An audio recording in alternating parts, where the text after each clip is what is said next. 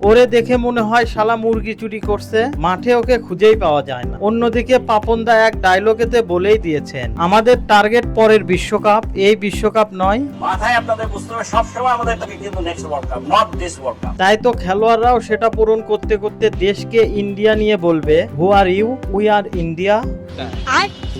এখন আপনারাই বলেন কোন আশায় খেলবে বাংলাদেশ? সর্বশেষ 5 নাম্বার কারণ হচ্ছে বাংলাদেশ কোনো টুর্নামেন্ট খেলা মানে আইসিসি আম্পায়ারিং এবং বিপরীত দল সবাই ওদের ছাগল ভাবে, আর তাদের ছাগল পাইয়া যা খুশি তাই করে বিপরীত ডিসিশন দেয়। এতে কষ্ট আরো কয়েক গুণ বেড়ে যায়। তাই যেহেতু বাংলাদেশ কোনো প্রতিবাদও করতে পারে না, সুতরাং কোনো মানে হয় না তাদের আইসিসি ইভেন্ট গুলো খেলা। তাই অবশেষে বলতে চাই, ভাই তোরা দেশে আয়, চাষাবাদ কর, তোদের কোটা আছে, আজ গভর্নমেন্ট জবও পায়, ওইটা কর। হুদাই দেশের মানুষের বিচি নিয়ে খেলিস না, আমাদের একটু শান্তি দে। এরপর থেকে তোরা সব আইসিসি টুর্নামেন্ট বয়কট কর, আর আইসিসি কে